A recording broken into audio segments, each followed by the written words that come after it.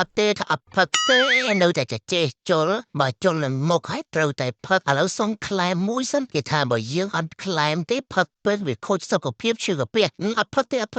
បើអញ្ចឹងឲ្យជុលហើយឥឡូវជុលមួយទៀតត្មងទៅអញ្ចឹងអូយស្រីស្អាតចៃដន្យម្លេះឈប់ស្តុបរួមគ្នាហើយដៃចាយប្រាឡេមកអីហ្នឹងក៏ទន់ល្អមកហ៎មើលសុំចាប់ដៃតិចមើលអូដៃនេះទៅចេះអត់ឧបមាបើតាមក្បួនហោរាថាធាតដៃធាតយើងត្រូវទៀតពេកធាតភ្លើងនឹងដែកវាមិនបែកគ្នាទេឥឡូវតនេទៅស៊ីកលៀនគោពីរនេះអីនិយាយអាពូនេះនាំអញទៅស៊ីកលៀនគោឬទៅស៊ីតពោខាញ់យ៉ាងម៉េចយ៉ាងណាទេអញអើយជីងដឹកស្រូវថ្ងៃដំបូងឲ្យគេផងចុងក្ដុំឆែបកលាប់បាត់កលាប់មកជុំទេងំហើមទាំងកលៀនទៀតផ្លូវនេះល្អណាស់ម៉ាអើយតែអត់បញ្ហាទេហើយដល់តាមអញមកដល់ដោយប្រុងប្រយ័ត្នជុំក្ដុំឆែបអាងពីមកពីណាមកបអញពីដួលមើលអាបកាច់យកអញតិចវាឡើងប្រឡាក់ផុសម៉ារស់មិនដល់ចូលឆ្នាំនេះ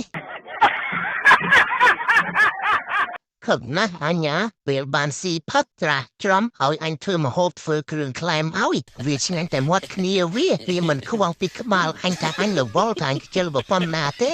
ហើយអាមុចនឹងអូនសម្លាញ់ហ៎នេះយកមកឆ្នាំងទៅអាគេបាញ់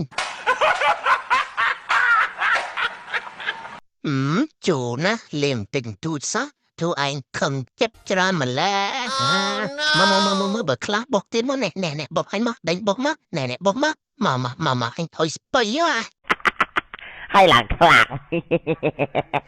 និយាយពីថាពេលល្ងាចអញ្ចឹងជិះម៉ូតូដើរលេងពិតជាសប្បាយមែន friend អូយ friend ឯមើលនោះអាប្រុសសាពីរនាក់នោះវាឃើញយើងស្រីស្អាតបាននេះវាទាញទូរស័ព្ទម្នាក់មួយមកថតយើង